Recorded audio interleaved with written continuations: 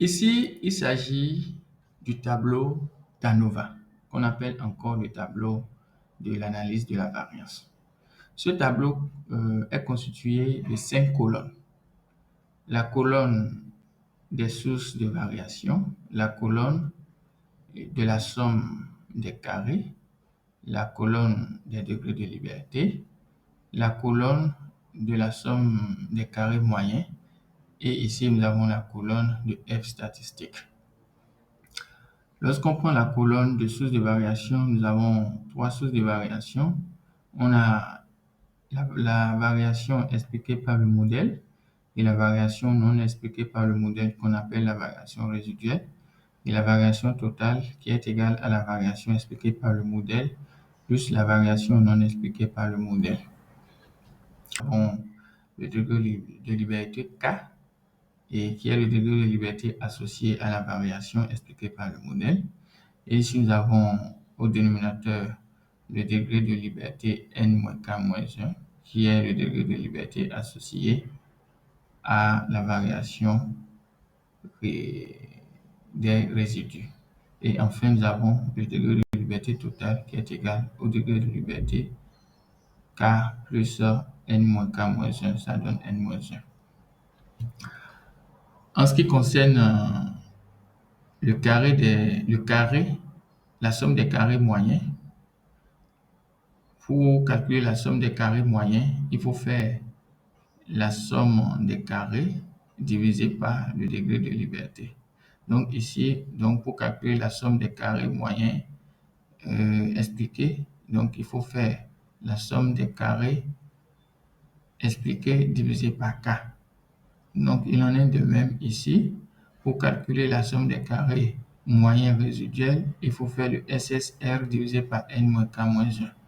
Et pour calculer la somme des carrés moyens total, donc il faut faire la somme des carrés total divisé par n-1. Et pour calculer le F statistique, il suffit de prendre la somme des carrés moyens du modèle divisé par la somme des carrés moyens résiduels. Donc c'est comme ça qu'on calcule le F statistique. Nous l'avons vu dans les diapos précédentes.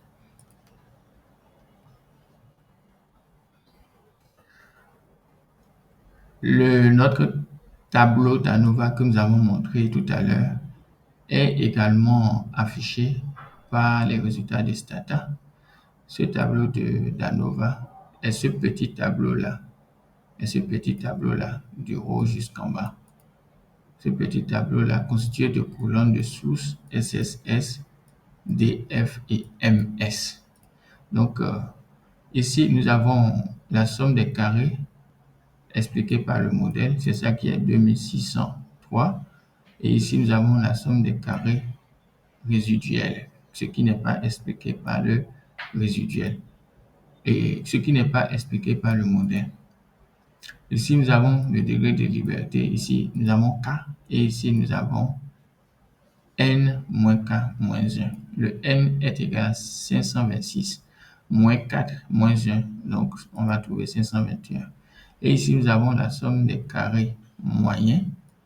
La somme des carrés moyens, si vous faites ce nombre-là divisé par le degré de liberté, vous allez trouver 650. Donc, la somme des carrés moyens liée donc, au modèle.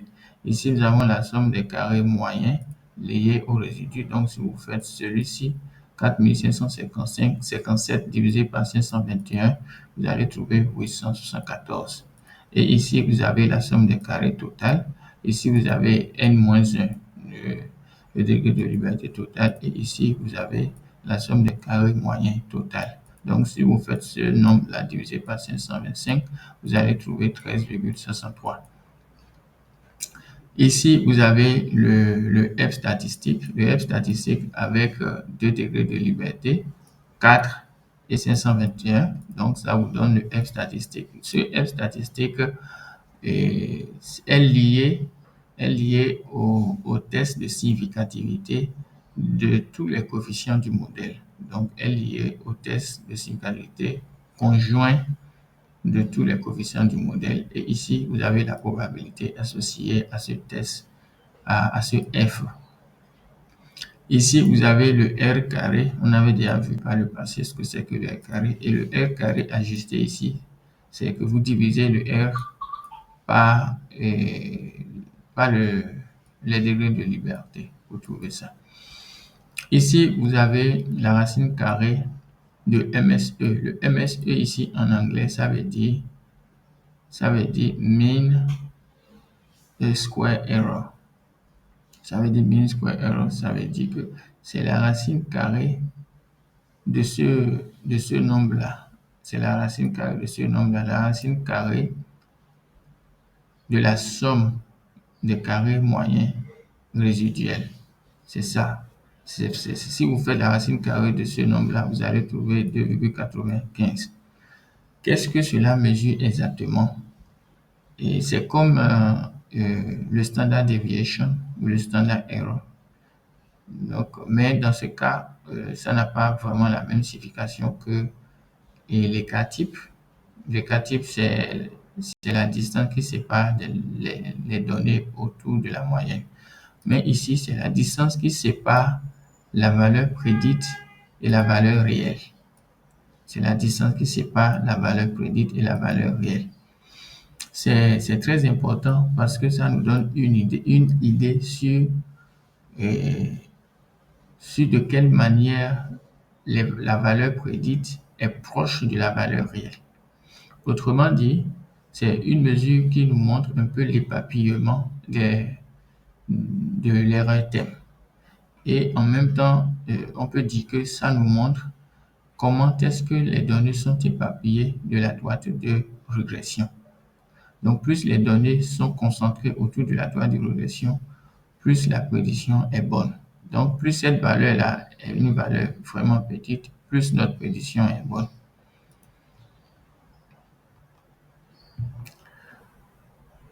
Ici, nous allons montrer un peu la comparaison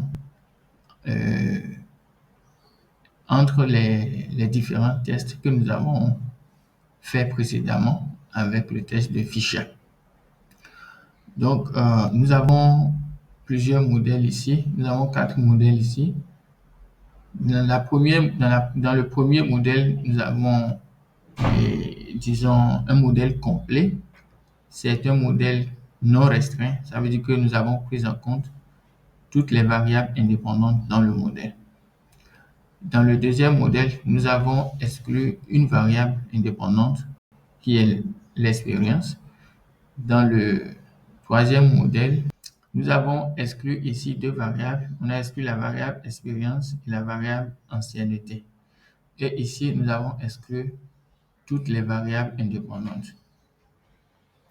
Tout d'abord, nous allons essayer d'expliquer chaque modèle. Lorsqu'on prend ce modèle-là, c'est un modèle complet. Nous n'avons exclu aucune variable indépendante. Et à partir de ce modèle, vous allez voir que, après avoir fait le test, le test de student pour chaque coefficient, nous avons remarqué que chaque coefficient est significativement différent de 0. Donc, le coefficient lié à l'éducation est significativement différent de 0. Le coefficient lié à l'expérience, celui de l'ancienneté, celui de la variable femelle, etc. Tous ces coefficients sont significativement différents de 0 avec, la somme carrée résiduelle qui est égale à 4557. Maintenant, lorsque nous faisons le test de Fisher avec une restriction, la restriction est basée sur l'expérience ici, nous avons constaté que notre p-value est égal à 0,029, ce qui veut dire que notre coefficient de l'expérience est significativement différent de 0. Dans le même temps, nous avons constaté que lorsque nous comparons le F statistique calculé avec la valeur critique de F, nous constatons que le f statistique calculé est supérieur à la valeur critique de f, donc ce qui veut dire que l'hypothèse nulle sera rejetée et donc le coefficient de la variable expérience est significativement différent de 0. Donc, la somme des carrés résiduels associés à ce modèle-là est égale à 4599. Donc, si vous comparez la valeur de p-value à la valeur de p-value obtenue à la valeur de p-value obtenue avec le test de student, vous allez voir que c'est la même chose exactement. Donc, pour trouver la valeur de p-value ici, il suffit de diviser ce coefficient-là par le standard error pour trouver la statistique de t. Et à partir donc de la table de t, vous allez trouver le p-value associé à cette statistique de t qui est calculée. Donc, vous verrez que ce sera la même chose, exactement la même chose que ce que nous avons calculé ici avec le test de Fisher. Donc, en ce qui concerne le modèle avec deux restrictions, nous avons constaté qu'il y a également une différence significative. Donc, nous avons constaté que les deux coefficients liés à ces deux variables sont significativement différents de 0, sont conjointement significativement différents de 0 parce que la p-value est égale à 0. Et nous avons constaté que la statistique de f calculée aussi est supérieure, largement même supérieure à la à f critique, à la valeur de f critique qui est égale à 3,01. Donc, ici aussi, pour le test de significativité globale du modèle, nous avons remarqué la même chose. On a remarqué que notre p-value est égale à 0. Ça veut dire que tous les coefficients du modèle sont conjointement significatifs. Et on a aussi remarqué que le f statistique calculé ici, la statistique de f calculée ici est supérieure, largement supérieure à la statistique de f critique. Donc, ça veut dire que nous pouvons rejeter l'hypothèse nulle et dire que tous les coefficients du modèle sont conjointement significatifs, c'est-à-dire qu'ils sont différents de 0. Alors, il y a un constat qui est très crucial ici que vous devez faire. Le constat est que plus vous excluez du modèle des variables, plus vous obtenez la somme des carrés résiduels très très important. Et cela peut s'expliquer aisément. Pourquoi? Parce que la somme des carrés résiduels mesure la variation qui n'est pas expliquée par le modèle. Donc, plus vous excluez du modèle une variable, vous augmentez la somme des carrés résiduels parce que vous augmentez la variation qui n'est pas expliquée par le modèle. Donc, c'est pour ça que nous avons cette augmentation de SSR. Dans le même temps, pendant que SSR est en train d'augmenter, la p-value est en train de diminuer. Vous allez voir qu'avec une seule restriction, la p-value était 0,029. Avec deux restrictions, c'est passé à 0. Avec trois restrictions, c'est resté toujours à 0.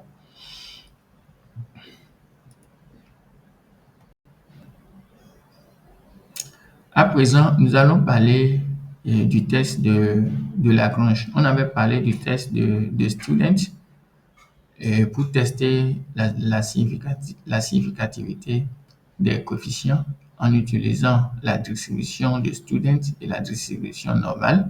Lorsque nous avons un échantillon très très élevé, donc notre distribution devient normale.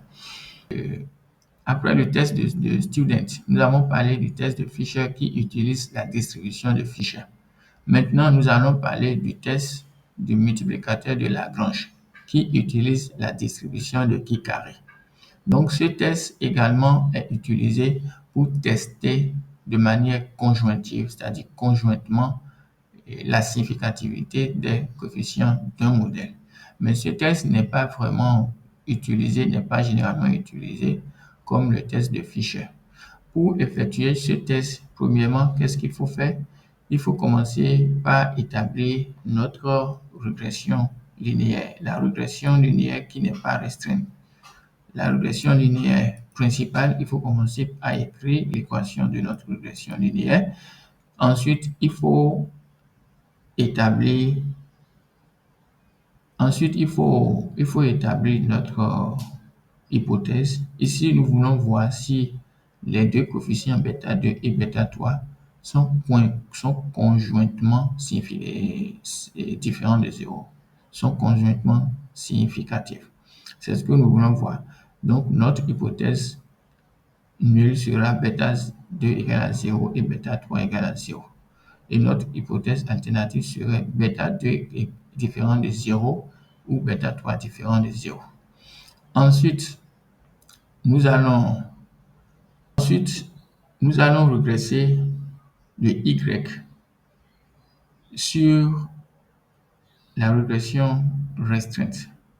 La régression restreinte, c'est cette régression qui ne contient pas les variables IS2 et les variables IS3, étant donné que nous voulons tester la significativité des coefficients B2 et B3. Donc, nous avons exclu du modèle principal les variables IS2 et IS3 et nous avons regressé Y sur toutes les autres variables et sauvegardé l'erreur thème.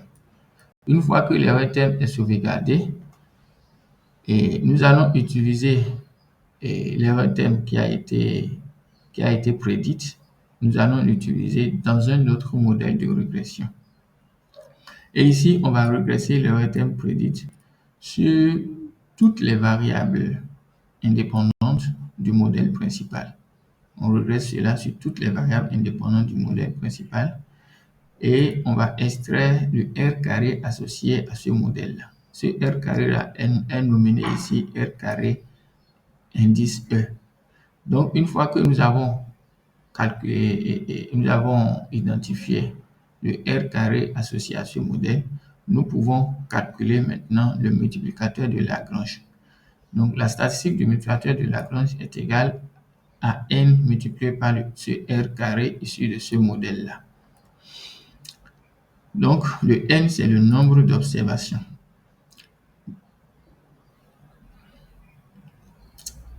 Donc, après avoir calculé le multiplicateur de Lagrange, nous allons comparer le multiplicateur, la statistique du multiplicateur de Lagrange avec la valeur critique de chi carré, avec comme pour degré de liberté Q. Le Q ici, c'est le nombre de restrictions. Si le multiplicateur de chi carré est supérieur à la valeur critique de chi carré, alors nous allons rejeter l'hypothèse nulle. Ça veut dire que les deux coefficients sont conjointement significativement différents de 0.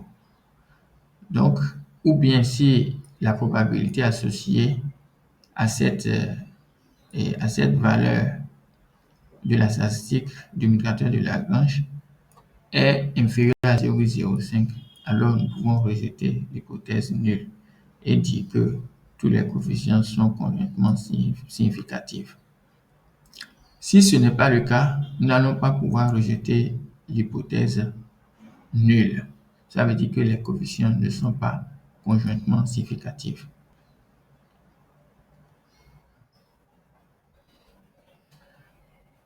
Donc, nous allons donner un exemple avec des variables concrètes dont l'éducation, expérience, l'ancienneté au sein de l'entreprise et la variable femelle. Donc, pour le faire, pour calculer le multiplicateur de Lagrange, ce que vous avez à faire, c'est d'établir les hypothèses. L'hypothèse nulle ici, c'est que le bêta 2, c'est-à-dire le coefficient associé à l'expérience, est égal à 0 et le coefficient associé à l'ancienneté est égal à 0. L'hypothèse alternative, c'est que le bêta 2 est différent de 0 ou le bêta 3 est différent de 0. Ça veut dire que si l'un des coefficients est significativement différent de 0, alors on rejette l'hypothèse nulle. Le nombre de restitutions ici, c'est égal à 2. Après, nous allons regresser le salaire, qui est la variable dépendante, sur, sur les variables qui restent. Nous avons déjà exclu des variables, donc on va regresser le salaire sur les variables qui restent et sauvegarder l'erreur thème. Une fois que nous avons sauvegardé les résidus, nous allons regresser les résidus sur toutes les autres variables, sur toutes les variables qui se trouvent dans notre modèle principal. Une fois que c'est fait, nous allons pouvoir sauvegarder le R carré et multiplier le R carré par par le nombre d'observations n pour calculer le multiplicateur de Lagrange. Une fois que la statistique du multiplicateur de Lagrange est calculée, nous allons la comparer avec la valeur critique de chi carré. Pour trouver la valeur critique de chi carré, il suffit de trouver, et ici, pour trouver la valeur critique de chi carré, il suffit de connaître le nombre de degrés de liberté. Avec le nombre de degrés de liberté, vous allez identifier la valeur critique de chi carré et le comparer avec le LM, avec la statistique du multiplicateur de Lagrange. Ce tableau-ci montre un exemple du test de multiplicateur de Lagrange. Dans ce tableau, nous avons deux modèles. Le premier modèle, c'est le modèle restreint. Et dans le deuxième modèle, nous avons regressé les résidus obtenus à partir du premier modèle. Nous les avons regressés sur toutes les autres variables du modèle principal. Ici, dans ce premier modèle, nous avons exclu la variable expérience et la variable ancienneté dans l'entreprise. Nous avons exclu ces deux variables et regressé sur le salaire sur le reste des variables indépendantes, c'est-à-dire l'éducation et la variable femelle. Quand nous avons fait ça, nous avons récupéré les résidus que nous avons nommés IRAT ici. Une fois que les résidus ont été récupérés, nous avons exécuté une autre régression en considérant ces résidus qui ont été estimés à partir de ce modèle comme une variable dépendante. Et nous avons inclus à nouveau dans le modèle toutes les variables indépendantes qui sont ici, à savoir l'éducation, l'expérience, l'ancienneté et la variable femelle. Donc, une fois que nous avons fait ça, nous avons récupéré le R carré de ce modèle-là. Et à partir de ce R carré que nous avons récupéré, nous avons calculé maintenant la statistique du multiplicateur de Lagrange qui est égal à n fois R carré. Ce R carré-là est égal à 0,141. Donc, le n est égal à 526. Si on fait 526 fois 0,141, on va trouver 114,32. Donc, après, nous avons identifié la statistique, la valeur du chi carré critique à travers la table de chi carré avec 2 degrés de liberté. On l'a identifié et c'est égal à 5,99. Nous avons constaté que la statistique du multiplicateur de Lagrange que nous avons calculé est largement supérieure à la valeur critique de chi carré. Alors, on peut rejeter l'hypothèse nulle parce que cette valeur-là se retrouve dans la zone rouge, dans la zone de rejet de notre hypothèse nulle. Donc, on peut rejeter l'hypothèse nulle. De la même manière, on va voir que le p-value qui est associé à cette valeur, à la statistique du multiplicateur de Lagrange, est inférieur à 0,05, donc ce qui confirme le rejet de notre hypothèse nulle. Si l'hypothèse nulle est rejetée, cela veut dire que les coefficients de l'expérience et de l'ancienneté sont conjointement significatives. Et si vous faites un test où vous constatez que la statistique du multiplicateur de Lagrange est inférieure à la valeur critique, alors vous ne pouvez pas rejeter l'hypothèse nulle. Et dans ce cas, vous verrez que notre p-value sera supérieure à 0,05, c'est-à-dire au seuil de 5%.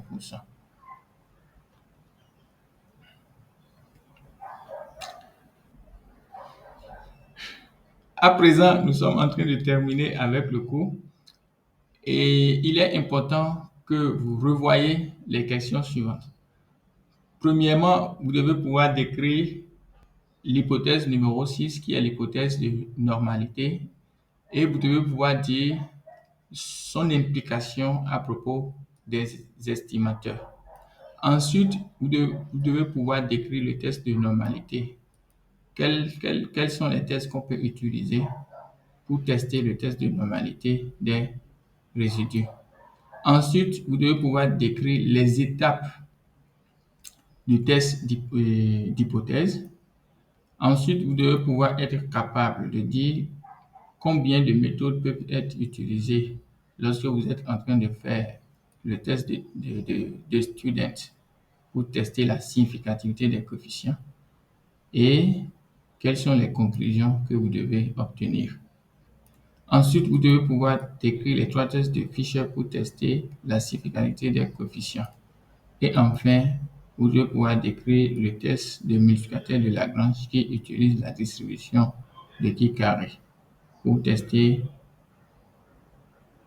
la significativité conjointe des coefficients. Je vous remercie. À présent, nous avons terminé avec l'inférence en régression. Abonnez-vous à cette chaîne pour ne manquer d'aucune de nos vidéos. Je vous remercie.